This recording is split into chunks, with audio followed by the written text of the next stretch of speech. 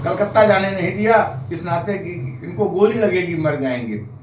तो जब जो है गोली के डर के नाते वो तो खुद नहीं गए और अय्या भी जो उनको रोक ली, इस नाते जो है वह नहीं गए। बाद में लगभग 63 या 64 में वह जो है झारखंड कोयलरी, जिसे कोयले खदान में काम करने के लिए गए।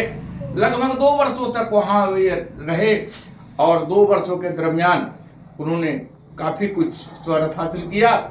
लेकिन जब घर आए, पुनः अय्या ने कहा, क्योंकि मेरे पिताजी कुछ जो है गोरे रंग के थे, इस नाते अय्या उनको जो है कही कि जो है हमारा बाबू काला हो जा रहा है, इस नाते वो नहीं गए, मतलब नहीं जाने दिया। बाद में लगभग 1965-68 के करीब यह नेपाल गए।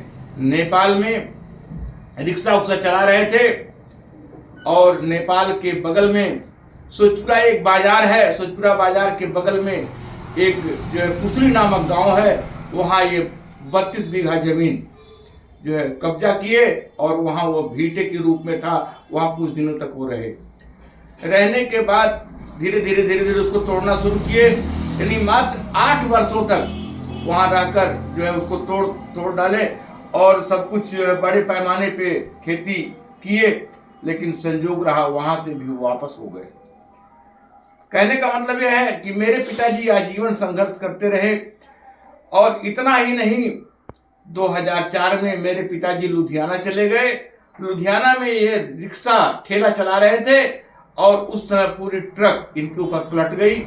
और जब ट्रक पलट गई तो चूंकि ट्रक का पहिया जो है डिवाइडर पे चढ़ गया और जब ट्रक पलट गया, पलट जाने के बाद ऐसा पलटा कि धान की लदी बोरी सबसे पहले जो है अगल बगल गिरा और गिरने के बाद जो है पूरा ट्रक, पूरी बॉडी उन पे पलट गई। और वह जो है लगभग 4 घंटे बाद वो निकाले गए। निकालने के कुछ देर बाद, माने 2-4 घंटे बाद, वह जो है लगभग 10 बजे रात में वह जिंदा मिले। जिंदा डॉक्टर ने कहा ये जीवित हैं। और फिर पुनः दवा हुआ, ट्रीटमेंट हुआ। मुझे भी जो है लुधियाना हम भी गए।